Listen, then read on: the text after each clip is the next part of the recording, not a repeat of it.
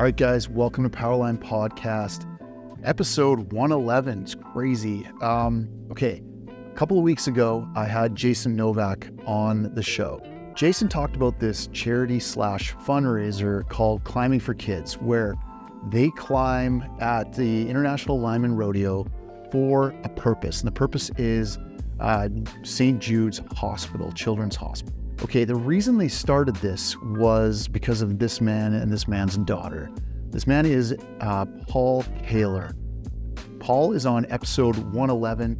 The reason we're talking to Paul today, one of the major reasons we're talking to Paul today, is Paul lost his daughter very tragically, very quickly due to a brain tumor, which resulted in them starting this fundraiser called Climbin For Kids. I really want to raise awareness for this amazing cause. You can donate to the cause. Whatever you can donate to the cause is much appreciated. All of the links are in the description, on the screen, any of that details. Reach out to me if you need any more details, but it's Climbin For Kids and great cause. The reason for this, the story behind it is in this episode. I won't go any further now. Let's just jump right into this episode 111 with Paul Koehler. Let's get into it.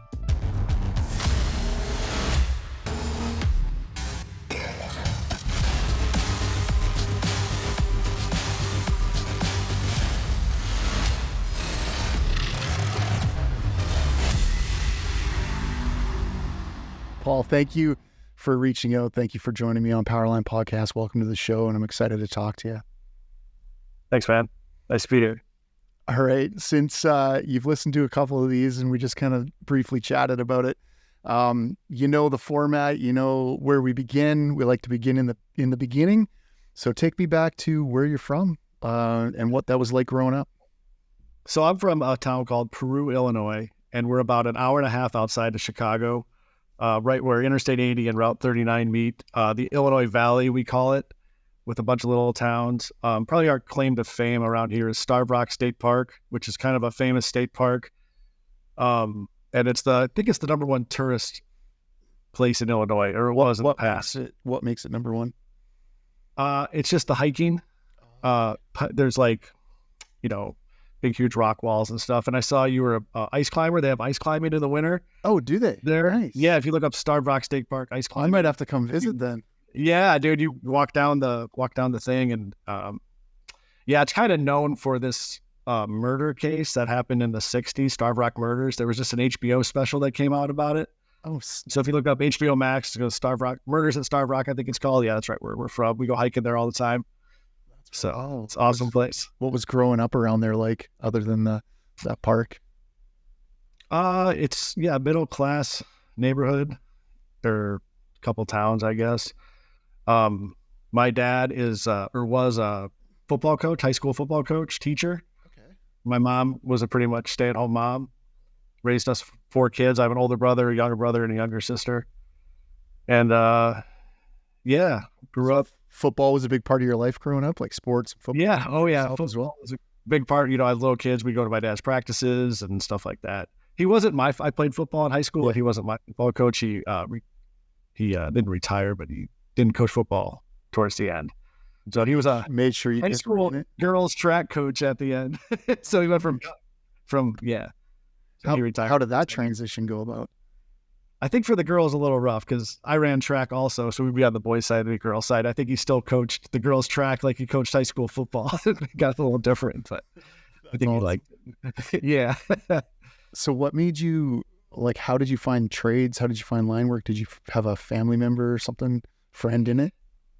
So actually, the way I found it was the town I live in, Peru, Illinois, has a small municipality. They have their own electric department.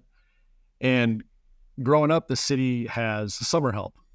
You can go work for the electric department, work for the parks department, work wherever. And my grandpa knew the head of the electric department. Okay.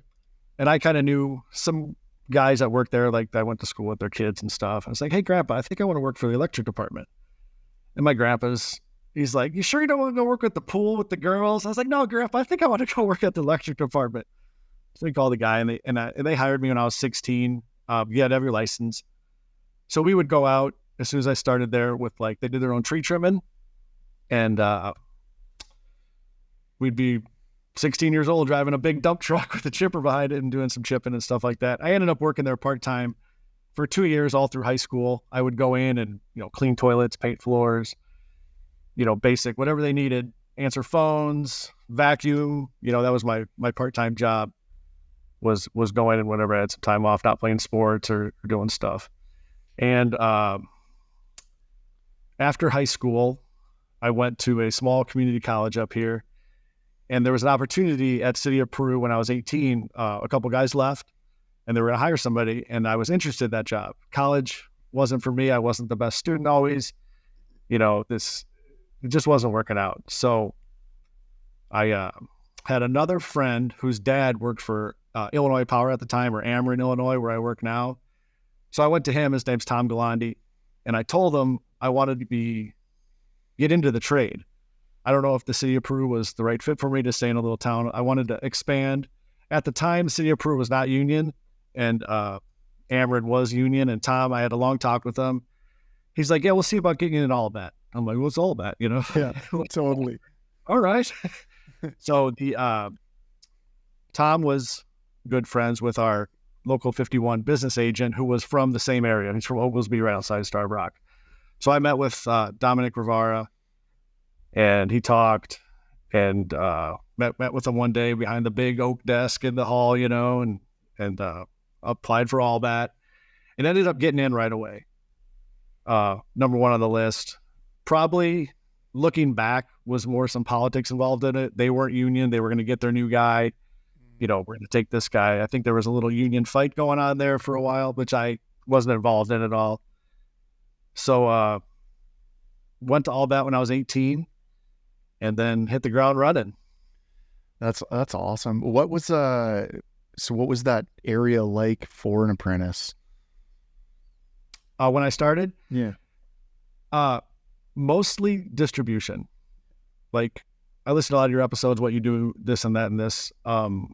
Most of my apprentice was distribution. We did do some highline jobs every now and then. They would take us and would go down to Southern Illinois, or we'd be around here doing some work. But most of the money that our power company was given was for distribution at the time. So that was most of the work I did. Distribution, sub-transmission, a lot more distribution, like that. Not much transmission work. Sure. Like it is now. Like, seems the majority of outside contracting was distribution or transmission, as it is now. Interesting. How long did you stick around, in that world before you took off? About 7.5 years. So I went for my apprenticeship, 3.5. Then I stayed another 4. Traveled around a little bit. We're only about an hour and a half from Chicago, so I went up to Chicago 3 or 4 times. Local 9 is about an hour and a half, depending on where you go. We were working 40 hours a week here. They were working 7/10s, an hour and a half away in the city. So, which was a great experience. Loved going up there. A little different up there, south side of Chicago. Yeah, in the wintertime. What is that like? I had my old foreman, Dave Fossa. I've had him on the show a couple times way back when. And he went from here when times were slow in Canada. He took a job in Chicago. And he said it was pretty rough. He got in a couple areas that were pretty sketch. Yeah. Yes and no. You go north, it's pretty nice, but south, it gets a little rough. You can't leave your trucks alone. Yeah. But you can do that a lot of towns. Not necessarily there. But it was a great experience. But the traffic, traffic's tough, and there was a lot of guys working up there. It was a great time. Met some people, still talk to this day. Yeah. Do you prefer rural or urban kind of working? Depends on the day. Sure. You can get a lot of work done in a country road, where in a city environment, when they said, "Oh, we got 2 days to change this pole on," I'm like, 2 days? It's just like a transformer pole. It's like, oh shit, traffic, cars parked in the way, something, you got to hand dig the hole, like you said, it really depends on the mood too, right? Because sometimes that aspect of urban environment or the city is like pretty interesting, and there's like always kind of something happening, like you got some really unique way you have to position your truck in between the alley of some buildings, and you got strangers and homeless hanging around trying to snag stuff from you, or just like or you got traffic, or you just got like stuff happening all the time, right? Even just people watching on the sidewalks and stuff was unique about working in the city. There's always like some really interesting problems to solve in the city versus out in the country. Yeah, for sure. It was a great experience. I like go up there. I like the guys. You get out you get a good GF and a good bunch of guys together. It really helps. What do you prefer now? Like looking back over your career, are you more a distribution guy or more transmission type hand? Distribution, just because that's what I've done the mostly of. So that's what I know. Mm-hmm. That's what I can, the problem I can solve, when it gets to transmission. And I was thinking about this, listening to some of your podcasts, like when I was an apprentice, we had some big transmission jobs they'd send you on. They don't have the equipment like they have now. You would go with 2 pickups and a crane truck and, 3 guys climbing, put the basket on maybe. Now it's 3-4 trucks, buckets that can reach anything, crane trucks. So it's really changed, They build roads on transmission lines with those crane mats and stuff. I'm like, what? There's not a cat pulling them into the mud and, So, dude, it's wild. Some of the things you look back, like working on power lines and transmission lines here in British Columbia, obviously a lot of them are on terrain that is like crazy mountainous terrain, right? And so you just think back like some of the places I've had to drag crane trucks and bucket trucks, and like, man, it's wild. You go from like mountain working, then you go to like West Texas or something like that, where it's just flat and straight and all sand, and it's wild. Yeah, we got a lot of cornfields around where I'm at. And I remember one job when I was like a later step apprentice or something. It was replace a static on an 8 structure line, and they're bringing a helicopter company in. I think it was Haverfield. Does that sound like a helicopter company? Yep. But they had their own linemen. They had their own workers. We didn't work with them. They didn't work with us. And like where nowadays it seems like most of the linemen will go on the helicopters, will go on the long lines and stuff like that. That just wasn't the case, I think, maybe like 15 years ago. It makes sense. I had another podcast I was recording earlier before we jumped on this one with Derek Egroff, and Derek I worked with him here in Canada, and Canada and the United States were completely different. This type of long line work with humans or human external transport was happening a lot more in the US than it was in Canada, even 10, 15 years ago. But this was about 10 years ago. He helped develop a long line system, head system for like picking up linemen and putting them on structures or wire. And it wasn't done really in Canada up to that point. So it's really only like 10 years ago, even Canada even started, adopting this Class D system of, positioning linemen on towers and structures and stuff. So it's kind of cool. Like he was part of developing that program and that system with Transport Canada and WorkSafe and all that to get it in place. And since then, it's just snowballed. Like it's used almost daily now in all kinds of different ways, which is pretty cool. Yeah, I see a lot of friends that I've met over the years on the lines and see pictures on Facebook and Instagram and stuff. It's like, oh man, that wasn't there when I did it. It's like that'd been really nice to be dropped off up there. Not that I did a whole lot of transmission work at all, but totally. Like when I did, it seemed like you were hauling your tools in and climbing and stuff like that. I almost preferred that anyway. I like climbing. I don't know. Not in that job. You said you've traveled quite a bit. Talk about some of your travels. So before I came to Ameren, Illinois in 2008, I did a summer out in California. That was a great experience. Just wasn't married at the time. Had a girlfriend who I'm married to now. Spent almost like 3 months out in LA. And then, doing all that stuff, the climate easement stuff, went with a friend and had a blast. And I just found some pictures the other day of us out there. I was like, oh man, look how skinny I was climbing every day and stuff. And then at the end of that trip, my girlfriend, my current wife now, Gina, flew out. We spent 2 weeks in California traveling up and down the coast. Cool. All the way from LA down to San Diego, back up to LA, then San Francisco, Napa Valley. Just took 2 weeks to get home. Just a great trip. Still remember that. Let's talk about the work a little bit, and then I want to ask you a couple more questions. So, what was the work that you were doing there? You said easements in California. Yeah. Pole change outs, like easement pole change outs in LA on the hillsides, the mountains and stuff, stuff like that. Hauling poles in, set them by hand, baker board transfers, everything hot, don't kill anything. What made you decide to great experience?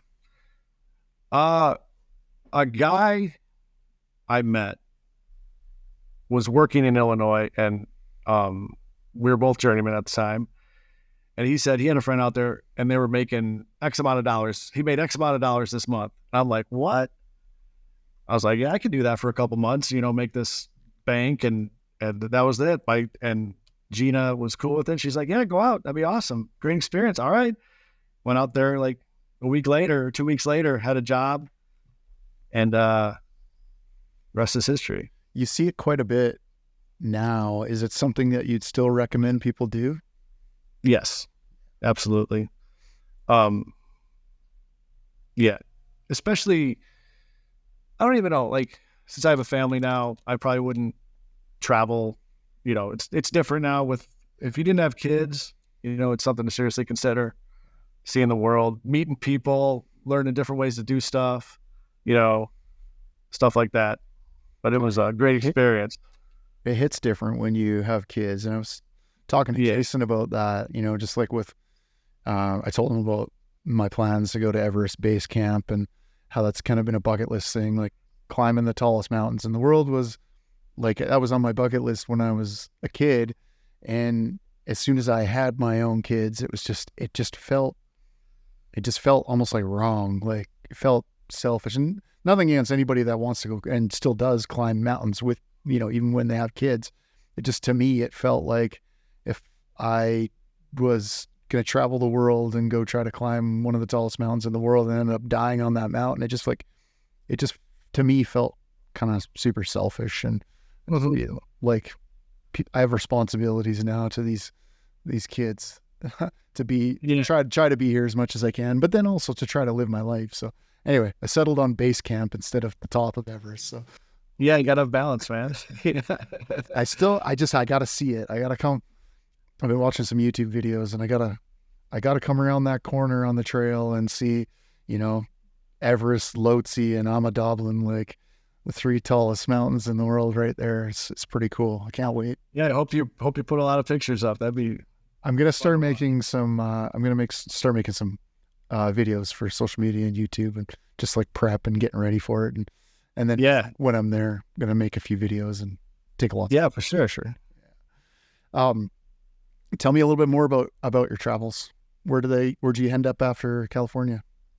California. You came back, worked around Illinois, probably bounced back and forth from Chicago a little bit from where I live, depending on the job, or like, you get hooked, you get to know people and like, hey, this job's going on 45 minutes from your house. We're going to work, 7/10s. Oh, that's nice. I'm only working 40 here. So did that, till about 2008.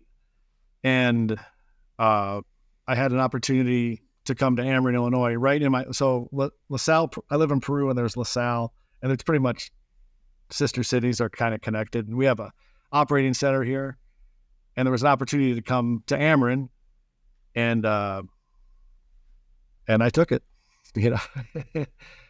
kind of the decisions, the traveling behind. Yeah. Good. Yeah. The decision's been great. I like it. I work with a great bunch of guys. I mentioned my brother. I work with my brother. He's a lineman at Ameren with me. And my brother-in-law is in the gas department. And guys that when I started in the trade, it's a pretty small enough area where pretty much every lineman that lives in the around there. So, we got to know a lot of guys that work there. you're friends with them and their families, and just a good fit. What's it like? Do you work like on the crew, get to work on the crew with your brother, or what's that dynamic like? Yeah. We work together a lot. We don't work together as much anymore. I think they found something where like you can't be work together or something like somebody. So we don't. But during COVID, when COVID hit, we were on the same crew for 2 years. Me, him, and another guy. Wow. Yeah. So he's good. I always say, it's fine to work with my brother Mark as long as he listens to me, and if not, I'll tell my mom. Which one's older? I'm older. Oh, there you go. Yeah, as long as he listens to me, that's fine. That's perfect. Yeah, I had the opportunity, not a lot, but the opportunity to work with my dad a few times. He owned the company, so his opportunity to get out on the tools wasn't always available to him. But when I did, I really appreciated those times now, especially looking back. I wish I took more photos back then, to be honest. But hey, that's the way it goes. We didn't have. And I wish we had phones when I started. Yeah. I know I was always the person that was dragging around a GoPro or my phone as soon as I was actually just showing Derek this too. I just found this the other day. This is my very first iPhone. This is the iPhone 3GS. So I fired this baby up and it's dead right now, but I fired it up yesterday and it's full of some line work photos that I haven't seen in a long time. We're doing a 60 kV fire restoration job in the mountains in central BC. And there's some heli videos and pics on here on the mountainside. Like this thing's all beat up, but I'm glad I had this, and I wish I had it a few years sooner. It's cool. We always had the disposable cameras. Hey, take a picture of, totally really like that. Yeah. So yeah, I got a box somewhere of old pictures. I go through every now and then. I had an old Nikon Coolpix recorded. I don't even know what it was, like 720 or something resolution. It was shitty resolution, shitty old camera. But I remember on that job, I used to pack a shovel around with me on the mountainside, and I'd stick the shovel in the dirt, and I would put some black tape around this camera and just hit record, and then we'd go do heli sets and stuff like that. No, it's just it's cool memories. I appreciate. That's awesome. Yeah. Where else did you end up? You end up traveling around a little bit after that. You said I think Florida yeah. Once we came to during my contractor time, we did go on, I don't know, 4 or 5 hurricanes. A lot of storm work, especially through my apprenticeship. We would go on storm all the time. Michigan, Wisconsin, Indiana, Missouri. It seemed like every weekend sometimes a storm had hit. Chicago, you go to Chicago on a storm. It was great, living at home with I've got another, got another week or something. So it's been great for the pocketbook though. Yeah. Tell me what a person can expect when going on a hurricane, and then kind of like a couple things to watch out for when they're working a hurricane. So honestly, you have to look at a hurricane 2 different ways. And this is like, I don't know if somebody will talk about this. Going with a power company, which I've done, and going with a contractor is probably two different things. You probably get treated a little bit better going with a power company, but with a contractor, you don't know your scale sometimes. Well, back then, now you do. You didn't know your scale, you didn't know the work conditions and stuff like that. But going down to your first time and there's no power, there's no water, there's no gas, there's no food, you're rolling into a town with nothing with, 30, 40, 50 guys going to like a show up that's like a campsite with some trailers and that you sleep in and stuff like that. And, they're cooking food. The military's there cooking for you. And it was an eye-opening experience for me. The first one I went to down in Florida. And then, my last one I went to was probably quite a while ago, was Hurricane Sandy out in New Jersey. So that was probably 2012, maybe. I was in Connecticut for that one. Yeah, we were in New Jersey. And you want to talk about traffic, go to New Jersey, man. There's some traffic there. But it was a great experience. We were in Princeton, New Jersey, which is it's halfway between Philadelphia and New York City. So there's a lot of money there, a lot of huge houses. That's where a lot of pharmaceutical companies pharmaceutical companies' homes are. So it was a pretty different experience than going to, like, in Hurricane Katrina, we were in Alabama, where it's a little different down there in the woods and stuff like that. No kidding. No, Mississippi. We were in Mississippi, Mississippi. Same trio.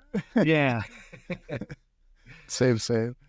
I always really enjoyed storm work. Guys are kind of indifferent to it. I always really liked the adventure of it. The money was really good as well, and obviously, like, for a lineman to get that kind of a, increase, go work 18-hour, 20-hour days, freaking 2 weeks in a row. It's pretty nice for the pocketbook. But I always really liked the adventure of it, whether it was just something that was in your own community, in your own town, or it was, get on a plane and fly to Connecticut, fly to the East Coast, or fly somewhere and drop into this situation. I always like the adventure of it. The new places, new things, new environment, new challenge, problems to solve, all that kind of thing. I always really enjoyed that. Yeah, I love going on storms, still go on to this day. Ameren, the company I work for, in their sister company, Missouri, Ameren, Missouri, is St. Louis. So when St. Louis gets hit, we usually go down there and help them 2-3 times a year.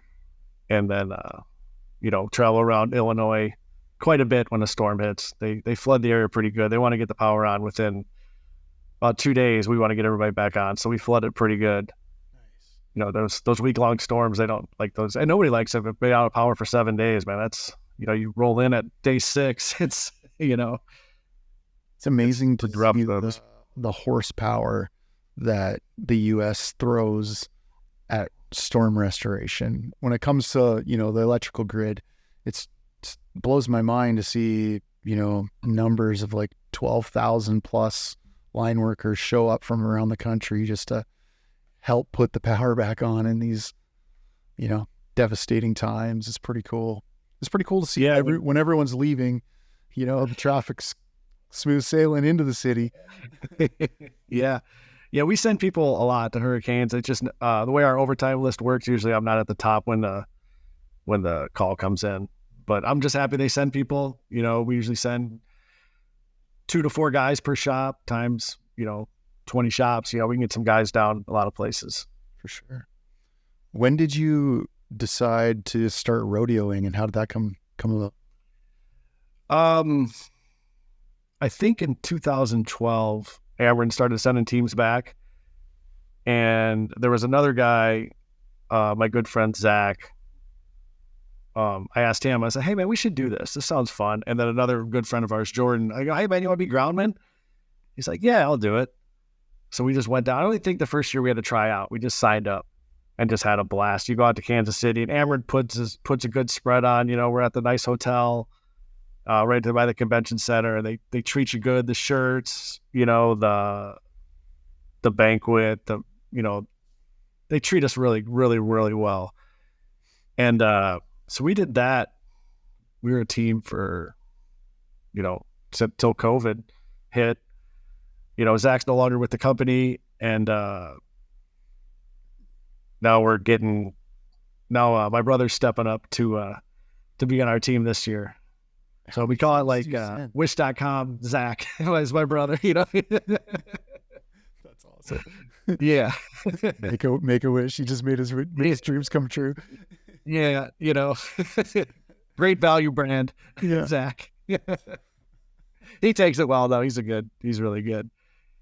How many teams does Ameren send?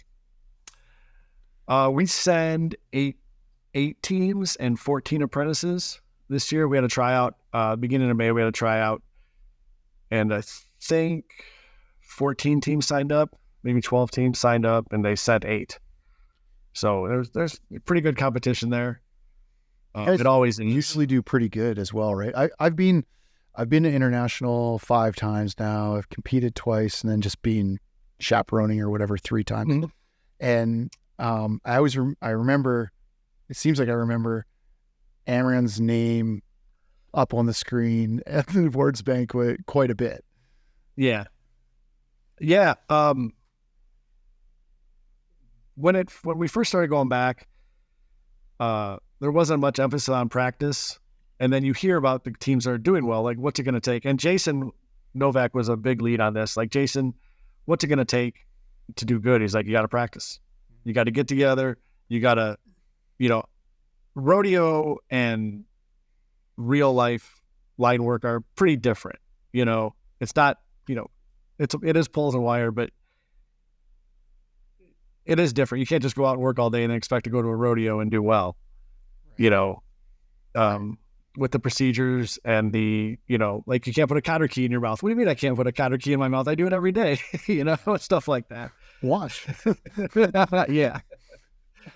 So, and Jason was and still is big into helping out all of us. He helps me.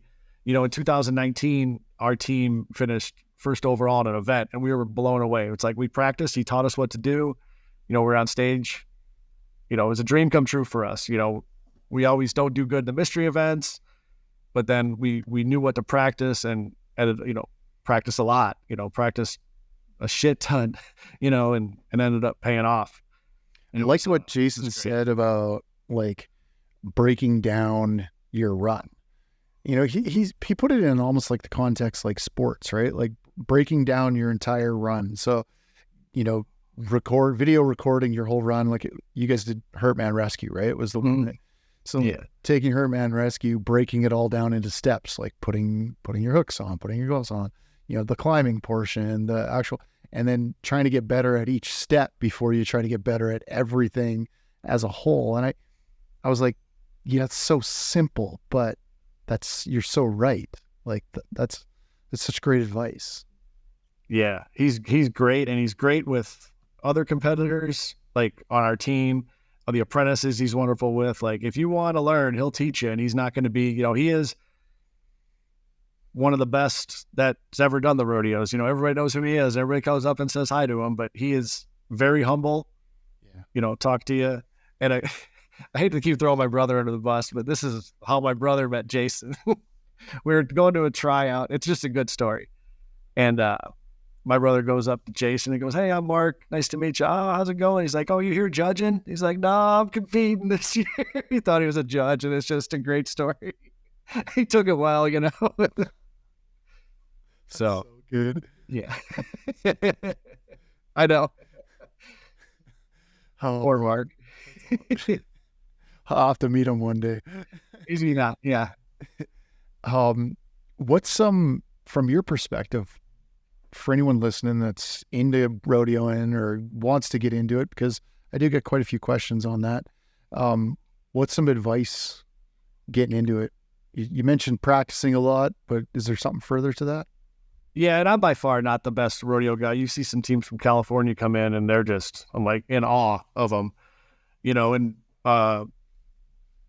fastest isn't the best. Not screwing up is what you want to do. You don't want to get those dings. You don't want to drop nothing. You want, take your time. But the more you do stuff, the more efficient you're going to get it. You got the gloves on and stuff like that. So just take your time, do it right. Don't worry about the time. They could have half the time, but as soon as they drop one thing, you're already ahead of them.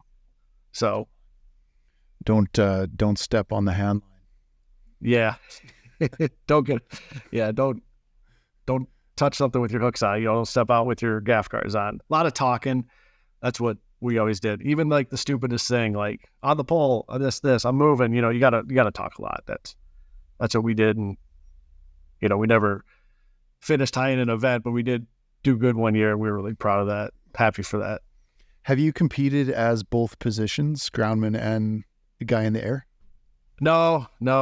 I've just been the guy climbing. Jordan won't let anybody else. He's a great groundman. He's way better than I could be, That's great. You don't have to say much. The groundman will make or break you. Yeah. So what's your advice? advice? You don't have to say it? Coming from a guy, what's your advice then coming from a guy that's in the air all the time for a solid groundman? What are you looking for the solid groundman? Anything specific? Any edge there? Or you gotta have a guy that knows your next move. You know what I mean? If the guy on the ground doesn't know your next move, he can't have it up there before you need it. So that's a big key is, having him know what the fuck's going on. What I've seen a lot, I saw a lot this year because this last year I was there just walking around and taking in the sights as a bit of a tourist. What I noticed was, and I remember this, was the bags, the nose bags or whatever, the grunt sacks or whatever, are usually way shorter than the sticks provided or that sort of stuff. So you constantly see stick bags. So it's like paying attention to things like that prior to, like, I don't know. Yeah, a lot of bags, we bring our own bags. We got like extra deep bags. I don't know, we found them, if it's a 8-foot stick, we have 6-foot bags. If you have a 5-foot bag and it's a top heavy, you're going over. So we got a lot of our own stuff that we bring out there. Have you started practicing already for this year? No. No. We tried out in May, and we got a practice come up here in a week or two, and we'll get back at it. So I talked to Jason about your cause, your team, Climbin For Kids. Let's get into chatting a little bit about that and how Climbin For Kids came about, and let's go from there. For sure. So Climbin For Kids, if you listen to Jason's podcast, was actually started by Jason, I think in 2021. And last year in March, my daughter Guiliana was diagnosed with terminal brain cancer. And, as soon as we found out, because I remember being on a rodeo meeting, like a Teams call, and like it was like the next week I had to resign from the committee and stuff like that. So we started our journey with that. And I'll kind of talk about Climbin For Kids and back up a little bit. Sure. I remember Guiliana, she always loved going to the rodeo. She loved trading shirts. She loved going to the convention, getting all the stuff, like bags of stuff or like bottle openers and keychains. She loved all that. We loved the convention. And then I remember last year she asked, she goes, "Hey, are we still going to go to the rodeo this year?" Even though she was sick. I said, "Babe, if you want to go, we're going to go." So then I forgot what month it was. Jason texted me. He's like, "Hey man, I got an idea. Give me a call." So I call him, like, "What's up, man?" He goes, "We're going to raise some money for St. Jude. We're going to call it Climbin For Kids. And I want Guiliana to give the check to St. Jude on stage at the rodeo." I was like, that sounds good, man, but I got to talk to her about this. She was 10 years old. This is her, she has to get in front of all these people and stuff like that. And went home, talked to my wife. "Hey, what do you think? What do you think? Should we bring this up? Should we not?" She goes, "It's up to her." So I talked to her. I was like, "Hey, they want to have you give a check to St. Jude." And she was a St. Jude patient at the time. She goes, Yeah. Can we trade t-shirts? Can we go out there? Like, "Yeah, babe, whatever you want." So a little bit about her story, about what happened to her, the end of March last year, kind of out of nowhere. She was having some double vision. She's like, Dad, I'm seeing two things." Like, okay. When we go out and play catch, she was a good softball player. She couldn't catch the ball. It was odd. She was getting frustrated. So we went to an eye doctor. Oh, could be this, could be this, could be this, could just need glasses, could be this. So another week goes by. She goes to a softball camp. "Hey, how'd it go, babe?" She says, "I couldn't catch the ball. I've seen 3 of them or something like that. I remember. This is not like her." So then she was also a good performer. She was trying out to be in a play. She was a really, really good singer, talented singer. She was trying out to be in this play for a part that for like a 16-year-old girl, and she's 10 and she's trying out. She would try anything. And I remember it was a Sunday, and she got out of the car and she was wobbling. So like, oh shit. So then that day, me and my wife were talking, and it's on our radar of something's up, Talked to a friend of ours. She goes, you know what? Just take her to the emergency room. Have her get checked out. It's not going to hurt anything. Bring her in there. So we brought her in. Doctor looked at her. They do a neuro scan. Like they can look at your eyes and see if there's something going on with your brain. There was something going on. Doctor didn't say at the time, but there was something. He goes, you need to go down to level 1 facility. It's in Peoria, about an hour south of us. So she took an ambulance ride down there, and I was following her, and she's calling me. She's like, hey, did the play result come out yet? And stuff like that. It's just great spirits. So then we spent the night in the hospital and got an MRI, and they found they found a tumor in her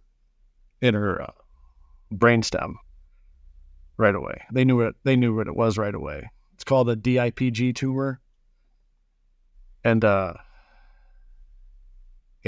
remember that day. I think about it a lot. And I remember, your heart, she wasn't in the room when we found out. They took us in another room and they told us. I remember walking out of that room and then walking down to see her, and there was another lady standing outside the room. I'm like, who's this? And it was actually a pediatric oncologist at St. Jude. St. Jude has 8 affiliates, and one of them was in Peoria. I had no idea. So she took us down, explained what she had, explained that it's terminal, Then she went down and talked to Guiliana, told her what she had. She didn't explain the terminal part to her. How do you tell a 10-year-old girl that? I remember that day. And I remember sitting in the room. A lot of things happened with that. And I remember sitting in the room. I think I went out and I called my mom. We were, grandparents are worried. They're texting any results. So I remember calling my mom and told her. And I remember coming back in the room, and there's like 7 people standing in the room. I'm like, what the fuck? Who the fuck? How could, what is this?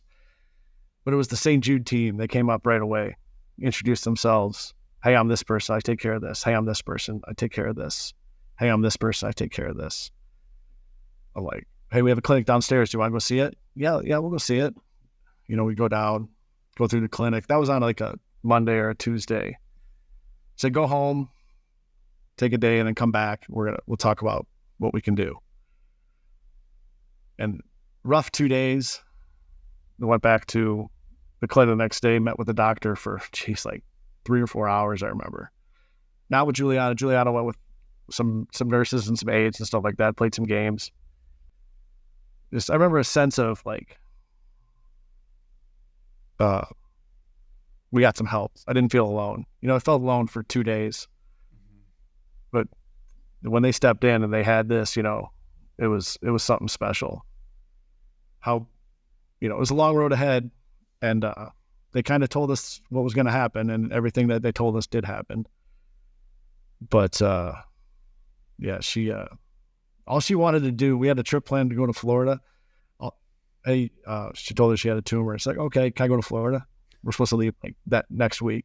The doctor's like, yeah. The doctor says, yeah, you can go to Florida.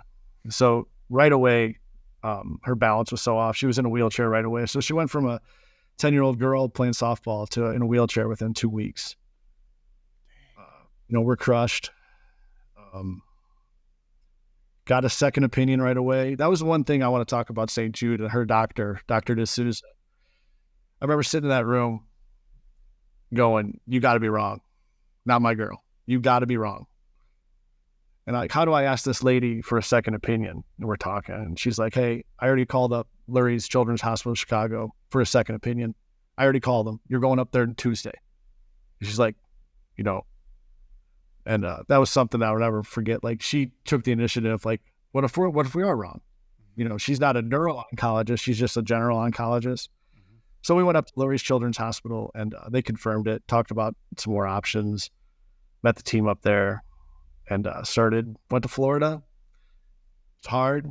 She was getting pretty sick pretty fast, and came home and started some radiation therapy for her, and that goes for about 6 weeks. And in that time, I've been off work. I called in to work that Monday. I remember talking to my boss, telling my boss right away, like, only certain people knew right away. My boss had to be one of them because I had to have a job. I have to have insurance. I got to have, like, this guy has to know.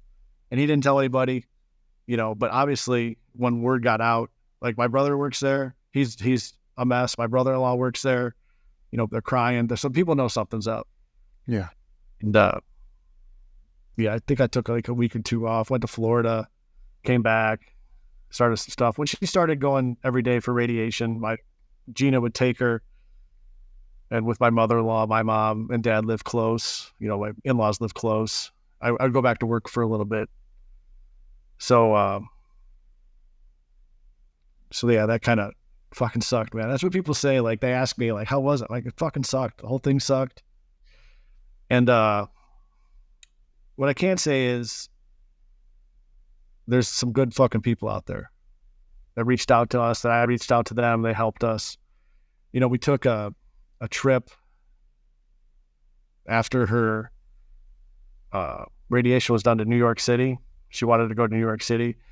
Well, that kind of came about, but she got to do a Make-A-Wish. Make-A-Wish is a great organization. They called up right away, hey, you get a Make-A-Wish. So you Zoom with them like this, and they're like, what do you want? Like, you could have anything you want. Like, if you want something, we're going to make it happen. So she was a huge theater fan. She loved theater. The thing Hamilton, the musical Hamilton. Yeah, for sure. Fan. So I was like, oh, she'll want to go to New York. When I think my daughter would want, we would give suggestions. She's like, I don't know. But what she really wanted is to finish our basement. So if you look behind me, I'm in the basement. She's like, I want to finish the basement. I want to design it. I want to pick out everything. And so she did that, man. And you want to talk about a community stepping up. People will text you and reach out. It's like, hey, what can I do? So the guy who built my house, it's like, hey, man, I'm thinking about you. What can I do? He's like, actually, I need this basement framed like tomorrow. I need, he's like, all right, I'm there. He came like 2 days later, framed it up. A girl at Ameren I work with, her husband did drywall, came, hung it, like, donations from the local lumber yard. Home Depot donated cabinets and bathroom, and another place donated tile, and just like came together faster than anything. And she got to pick out everything. There was a local interior design guy came over, helped her pick out stuff. So that was, yeah. So it's almost like she gave it to us. Like, I don't know if she knew how bad she had it, but it's like she knew. She wouldn't talk about it, but she knew. So then I go, for whatever you don't pick for Make-A-Wish, we're going to do anyway. So it was like, go to New York. So we booked a trip to New York City. Through some weird circumstances and people I know, we were on the Today Show. What? Really? Yeah, we were on the Today Show. We met Savannah Guthrie. Anthony Rizzo. Do you know Anthony Rizzo? He plays for the New York Yankees. He's a first baseman. Yeah. He's big into childhood cancer. He had cancer as a child. So I reached out to their foundation, and they hooked us up at Yankee Stadium, all inclusive, everything. Met him, was on the field, came out, met him. We went to Hamilton, met the guy who played Hamilton. We went to, the Today Show was crazy. We were on TV, got interviewed. Just a great trip, went to Central Park, went to other shows. So that's a memories and that was about a year ago this week. 1 year ago this week, we were in New York. So that was crazy good. So I'm trying to think of a timeline, and then, what else do we do? Lots of other stuff. What other questions you got? Yeah, no, I'd like to, I'll break this up with a question because, so you guys it's Climbin For Kids. The proceeds go to, go to St. Jude, Children's Hospital. And from me listening to this story, like, I have, that's a hard one to listen to. I have an 8-year-old daughter, right? And, just the thought of like not having somebody to have, not just one person, but multiple people to have your back, like to be able to lead you through something like that and to not feel like you're going through it alone. Like, what do I do? Like, I just caught this news. And of course, they understand, like you do now, how quick time goes. So to be able to like jump in like that and help you, like, Yeah. that's pretty dope. Yeah. And St. Jude's Hospital is out of Memphis, the main place. And they have, I guess, like 8 affiliates around the country. I think, and one happened to be in Peoria. So when they say, you don't get a bill, like, you don't get a bill. It's like, it's taken care of, man. We got you. So that's like one thing off your plate. All right, we don't have to worry about this. Driving every day, they give you a gas card, calculate your miles. Hey, here it is.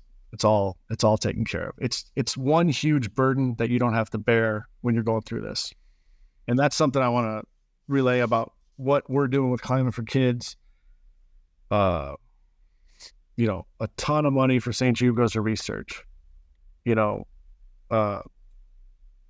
the only way that we're going to find a cure for what she had. That, we hope to find one day. When she got sick, the day she got sick, I think my wife was in the hallway talking to her mom maybe or something like that. And I made a promise to her that something good's going to come out of this, and that shifted many times. We didn't know if it was going to be, a clinical trial we signed up for, or try this treatment or this and that, or Climbin For Kids, or a foundation, or I don't know where that promise is going to lead, but I made a promise to her that something good's going to come out of this. So that's something that, with the opportunity with this, teaming up with Jason and Amron is, 100% behind us, helping us out, getting the word out.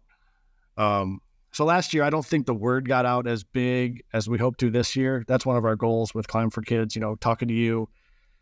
Anybody on Instagram that wants to hit me up, I can lead them in the right direction if they want to do like an internal thing and make one big thing. We have a big goal this year and I hope to do it every year. So that's something I think about every day.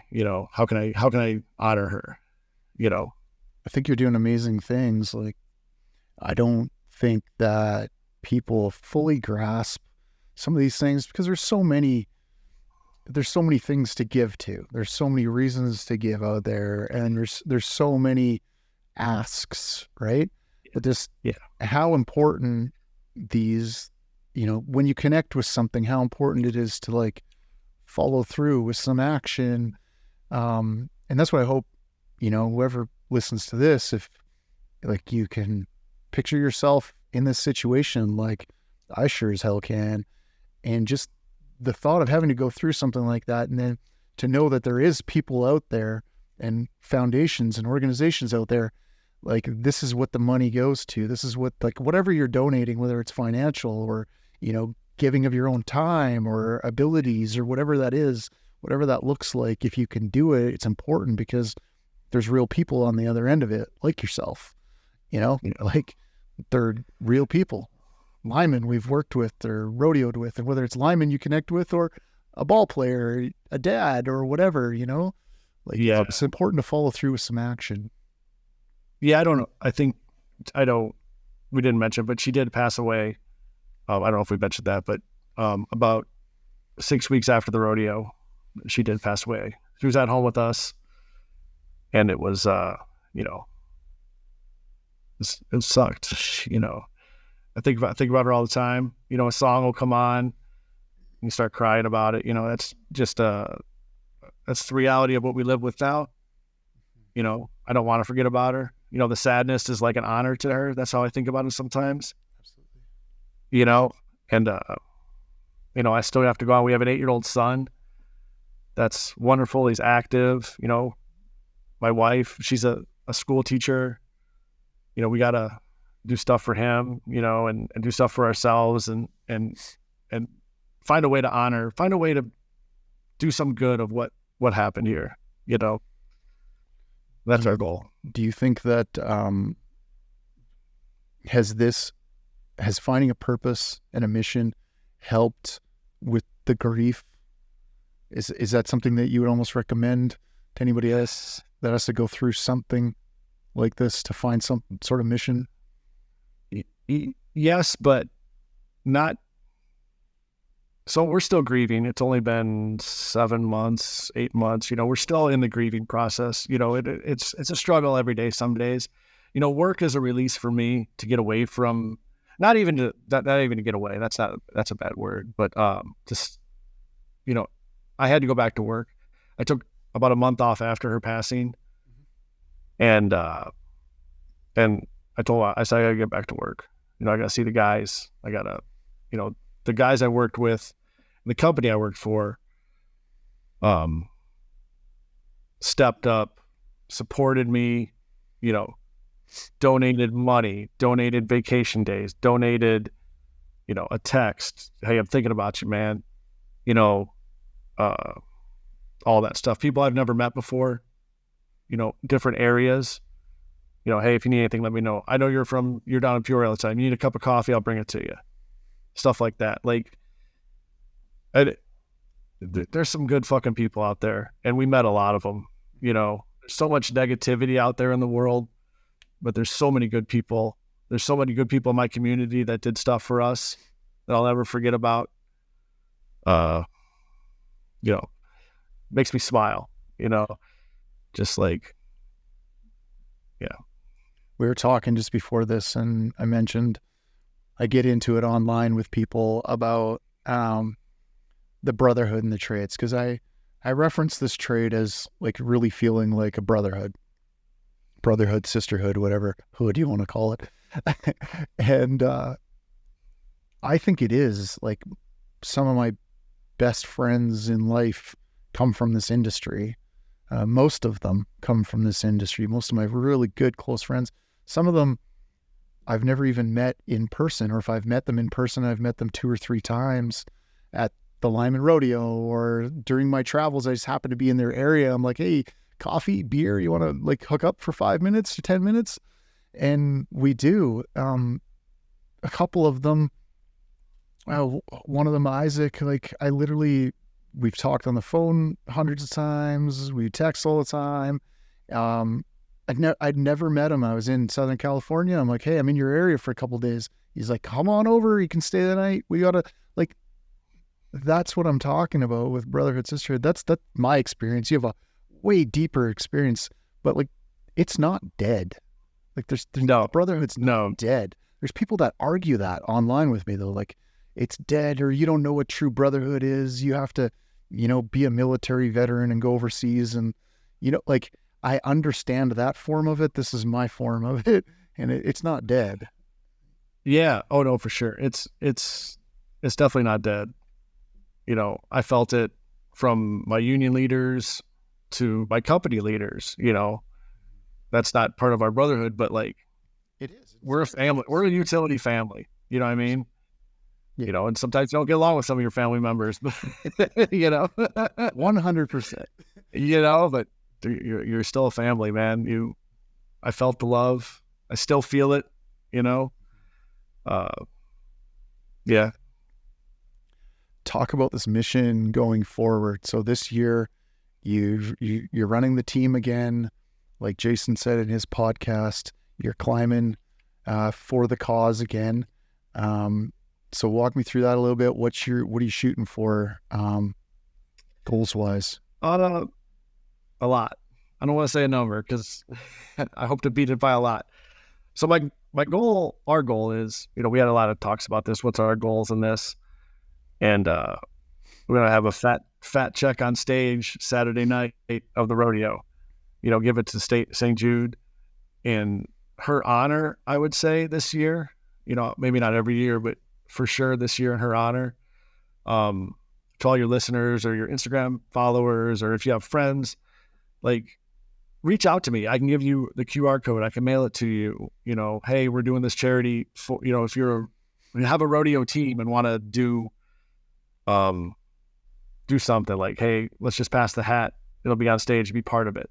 I remember being on stage last year when we did the check, and there was like 5,000 people giving the standing ovation. I pushed her up on her wheelchair. She got up and stood and walked and got the check. I was so proud of her. It's hard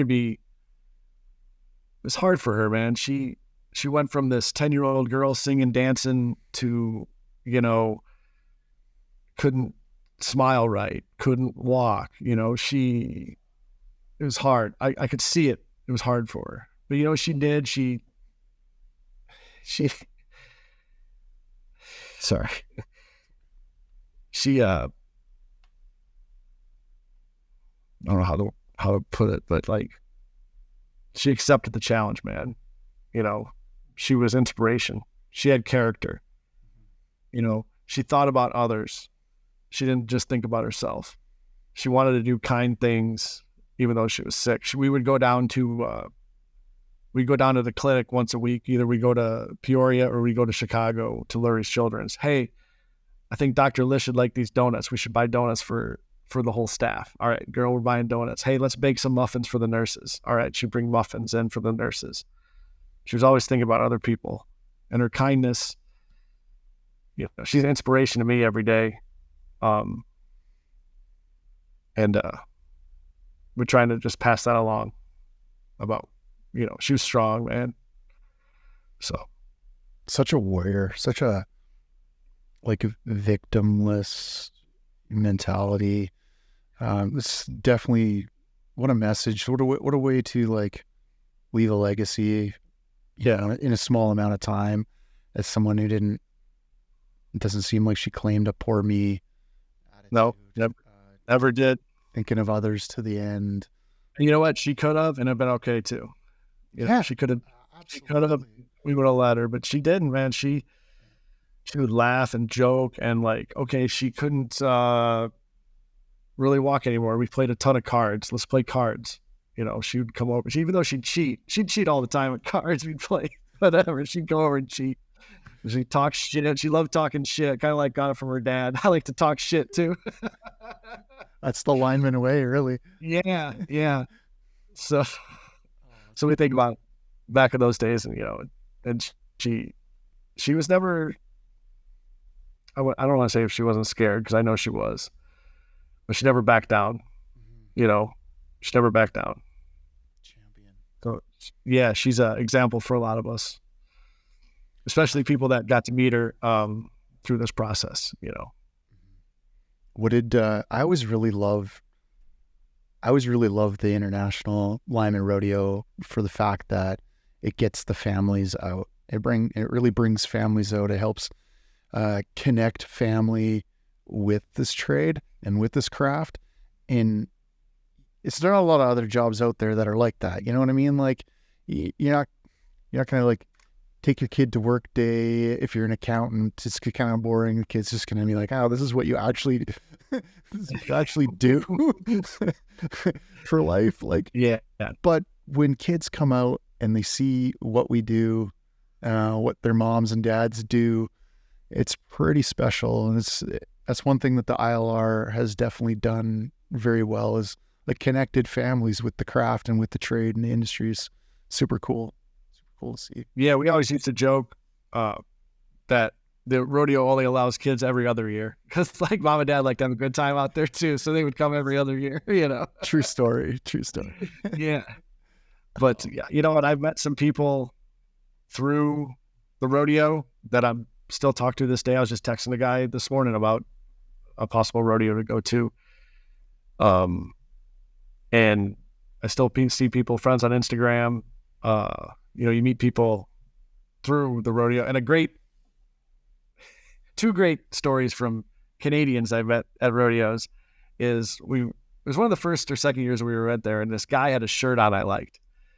And we were at the bar at the Sheraton. I was like, hey man, can I get that shirt? I'll trade you. He's like, this is my last one. Took it off, threw it to me.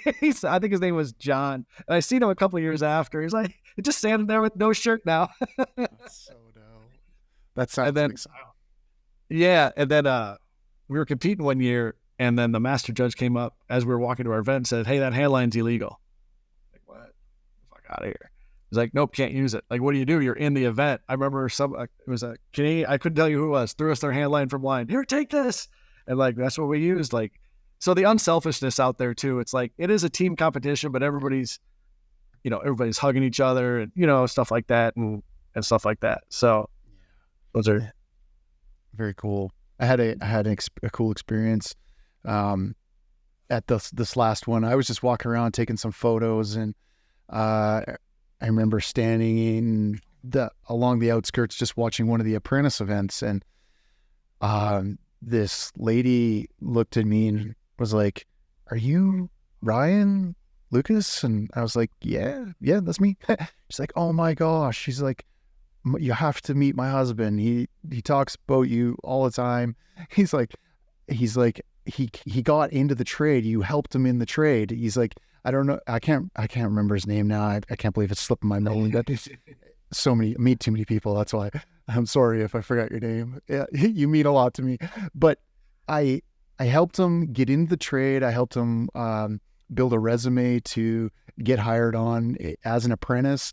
And now he was an apprentice in the event, doing really well. And it was just like a cool, like full circle moment to see like real world helping somebody, because often you get blocked between, the online thing. You see their faces in their Instagram account or whatever, but like it's not one-on-one in person. To actually see them in person and shake their hand, like listen to their story and see that they're excelling now. This has been very, very cool. And, that happened at the rodeo, and it's just so neat. So neat. It's a trade like no other I can think of. I really can't think that we do this stuff, because just with the amount of overtime you work with these people and like the storms and, it's great. I love it. It's all I ever wanted to do. No kidding. I was a dishwasher at a restaurant before this, I guess. Well, you always got a job to go back to, right? Yeah. I'm purposely no good at dishwashing. It's like my girlfriend sent me a good meme the other day. It was like, some people are very, very organized and at stacking the dishwasher, and others stack it like a rabid raccoon. And she was sending that to me, and I'm like, that's me. I just like throw shit in the dishwasher. Yeah. You can't be too good at it, or else you have to do it all the time, right? Yeah. No comment. Well, Paul, if you've got something else to talk about, I would love to chat with you, or start closing this off. Just thanks for what you're doing, man. Spread the word. If somebody's listening to this and wants to do something for Climbin For Kids, I don't think there's any other charity that the industry's doing right now like this. If there is, I probably would have saw it and definitely donated to it. Some things that you can do besides donate money is, if somebody's going through some hard times, reach out to them. Hey man, I'm thinking about you. People did that to me and it really helped. Like, you get a text, hey man, I'm thinking about you. Not, hey, what can I do? Can I drop off a lasagna? Stuff like that. It's like, hey man, I'm just thinking about you. Like, man, thanks. I needed that. Sometimes you just need it that day. Out of a blue, you won't talk to somebody forever, and I'll just get a text, man. Hey, if you need, thinking about you, man. So those things are great. That's what you can do. If there's ever a organization, like a nonprofit that you're into, keep doing that stuff, volunteering. If people need some help them out. I never thought I'd be the one that needed help, and maybe didn't even ask for it, but it just helped. People showed up, stepped up, be kind. We do something for her on her birthday, we're going to do it every year, a day of kindness that we could talk about. Maybe some other time if you want to get back together next year. Just a day to remember her. Be cool to do if you're up for it. Yeah, absolutely. So yeah, that's about, I think I got through it all. I could go on and on about her. I love talking about her. Yeah. But yeah, man. I believe it's important too, because I've had a couple of pretty close friends pass away, like in the industry, and I make a point of bringing their name up as much as I can. Del Marth, Lineman Mama from California, she sent me a text a couple weeks ago, said, hey, I'm thinking she'd lost her son, Brandon, and I believe it was 2013, to a workplace accident. He was an apprentice. I met her in Whiskey City. Yeah, she's beautiful person. So I keep in touch with her and talk to her every now and then. And she reached out and she's like, hey, I'm making like a memorial shirt. You got any names for it? And I was like, absolutely. I got 2 names for it. Adam Arsenal and Tom Lineker. Tom was very recent, but say the name, right? And the people that hear it and see it and remember, like, it's like, oh yeah, I remember, the good memory comes up. It's, you gotta do it because you gotta keep them alive. You die twice, right? You die originally the first time, and then when the last person says your name for the last time, that's it for most of us, right? You fade. Yeah, I see that a lot with people I meet now that don't know whether to talk about her with me and my wife, or should I bring her up? Should I not bring her up? So we'll try to bring her up first. You know what I mean? Because everybody's different how they react to everything. Something like this, there's no book on it. There's no way to handle it. I don't even know. I'm still not handling it. I still can't process it some days. But if we can do some good, man, that's what it's all about. So if you're out there, look me up on Instagram, Climbin For Kids website. We can do that. Pass the hat around. If somebody needs some help out there that you work with, definitely, get your group together. Hey, how can we help this guy out? It could be anything. It could just be down on his luck, or it could be something with his family. Look out for each other. It helped me. Pay it forward, man. Jason gave the email address. It was climbinforkids@amaran.com. Yeah. That's CLIMBIN for kids. Mm-hmm. Yeah. Yeah. So he said, email that. Email that. That's a great one. Yeah, man. What else you got for me? Oh, that's fantastic, dude. I appreciate your time. Thank you for coming on the show, and I will talk to you anytime. I would love to hear about how the rodeo went. I would love to hear about, what you guys managed to raise. I would love to get involved further as well. Like, maybe, I don't know, you guys doing shirts for the rodeo, obviously? Yeah, we're still in the process of that. Figure out what we're going to do. I know Jason talked about a booth. We're still working with Kim Good, who's a great lady who's pretty much runs that rodeo. Yeah. She drove us around out on a golf cart. We were handing out T-shirts to, little kid T-shirts, and we'll do that again this year. I think. I don't want to speak for it yet, but I think we're gonna have kid T-shirts to hand out to all the kids and stuff. And then we got those shirts done prior to the beginning of October. I would love to take one with me to Everest. Like, take a couple photos from base camp with that shirt on, and send them back to you. Yeah. I do have one request, man. I got to get the rapid fire questions because I've been studying all day. Oh, yeah. So let's get into it. I've been listening to 5 podcasts. I was like, what's he going to ask? I was like, okay, I think I'm ready. Yeah, absolutely. Give me... If you got time. I don't know if you got time. We've been talking a long time. 100%. It's easy to talk. Hey, you know what? I wasn't sure if the rapid fires would be appropriate for this one, so let's do it. We got pretty deep there, but I think we should end it light like that. I love it. Okay, we'll do the finish my sentence questions. Let's get it. All right. If I wasn't a lineman, I would be what? I would be either 2 things. I'd still be in a trade. I think I'd be a heavy equipment operator, even though I signed up when I was 18. They never called me back.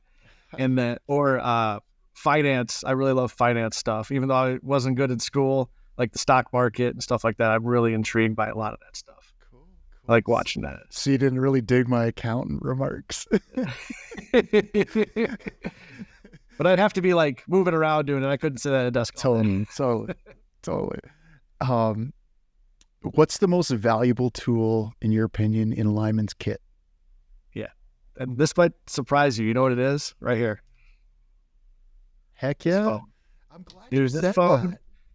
You could find the tool. You could find a job. You could get an answer to a question at the tip of your fingers. You know, there's always a bigger, better tool out there, but that phone, you know, it's bad some days, but man, you can connect with people. Hey man, I can't figure this out. Can you help me out? Like, I've been thinking a lot about that after listening to your podcast. Like, what is the tool? Like, I don't think it's a pair of clients. I think it's this phone. And that kept on coming to my mind. Dude, like, I'm glad you mentioned it. I don't think people take advantage of it enough. It's even the, you know, like the call a friend thing. Like, don't be afraid to like reach out for help. You got a nasty transformer bank situation or something going on. You got to figure something. Just, you know, call your network, figure it out. Yeah, for sure. Call for help. Always call for more help. The last guest I was just interviewing today, actually, I mentioned Derek Egroff. He's into trades training now. So he's a trades trainer. So I kind of quizzed him on what kind of things they're doing, like to modernize trades training. And he just basically said that too, is very aligned with that. Just like get into using the tools available to you today. He's like, you know, there's still people out here trying to like square the eights and figure out the strength of a rope, you know, like that sort of stuff. And he's like, just get on the website and go to the manufacturer, and you can easily find this information out now. Yeah. And it's, you know, for the newbies out there, the new kids, that's probably something that they'll just naturally do because that's what they do in everyday life. But for the old school guys out there that are a little reluctant to do that, it's a good kick in the butt to like go make it happen, right? So I love that. It's a great answer. My favorite part about being a lineman is what? Is going to a job where they've been out of power for a long time and seeing the look on their face when you show up. Like that relief when you show up is something. Even like a big storm, when you roll in and you can fix the problem, like that's something that never gets old. Like just that look on their face when you show up, like we got you. You know, that never gets old. I love that. 100%. Love that. If you could change one thing about the industry, what would that be? Oh man, I even been studying this one. I've been thinking about that one. I think getting people together more, because it seems like everything's two-sided now. Like you're either on this side or that side. Whether it's, you know, utility, something that utility or contractor, or, you know, it being in Illinois, we don't see much non-union. You know, Illinois is a pretty union state, which is good. But getting on this, you know, even, stuff like that, like working together more, even guys in your own shop. Oh, I don't agree with that. Or like, hey, let's talk this out. You know, let's figure some things out. I think everybody can do a better job at that. Heck yeah. I agree. Craziest thing you've ever seen on the job? This, you know, I've seen, you know, you see some shit, you know, face to face kind of stuff. But I was on a hurricane in Florida, running out of line, and I turn right. I go and check the transformer. I'm at a nudist colony. What? So everybody's naked, but it's not a good nudist colony. It's a retirement village nudist colony. So it was not. I'm like, oh shit! I think your power's on. I gotta go. So that was a pretty wild story. We were down in Florida and walk into the nudist colony. Did you send the apprentice to tell him their power's back on? No, I think we just assumed it was on and just got the fuck out of there. All right, last one, buddy. Best advice I ever received as a lineman. Maybe not even as a lineman, but maybe before I started. You know, my grandpa was a plumber for forever, and I think he always told me to show up early, like be there before. You know, show up, number one, always show up, then show up early, you know, which I try to do. I always try to do, maybe not always, but I think that's something. If you show up for work every day, that's 80% of it. You know, we can figure out the rest. But if you're hit and miss and can't rely on you coming in, then it's not a good path to go on. Yeah. Yeah. I have some relatives that they're very, very flexible at time. It's like, if they told you at 3:00, maybe they'll be 3:30 or 4:00 that they show up. And that's kind of like for everything in their life. I've always like realized and recognized the value of time. and that everyone's time is important. It's something that I don't know where it came from, it was my mother and father, but I don't like the feeling of being late. I don't like the feeling of walking into a room and everyone's already there. I'd rather be the first one in the room and let everyone else walk into the room. You know what I mean? Yeah. And I've talked about this in podcasts before. I've just always gone by that rule that if you're early, you're on time. If you're on time, you're late. Yeah. You're late. Yeah. You're late. Yeah. That's always a good They're one. showing up, right? Yeah. Especially traveling, man, with the driving, you can drive hour and a half a day. You gotta really time that out better than you think. Yeah. So. And I've sat in numerous parking lots for a half an hour, 45 minutes, an hour, just because I didn't want to be late. I just was there early, and I'm going to be the one that's here on time. I don't know. Right or wrong, maybe it's just some OCD in me or something, but I just recognize the importance of people's time. It is an important thing. So you're right on the money with that one, for sure. For sure, man. Cool, Paul. Appreciate your time. Appreciate your story. We'll get the word out as much as we can, and just keep in touch. Let's keep in touch. Yeah, I got your number. We'll text. I'll send you some pictures. If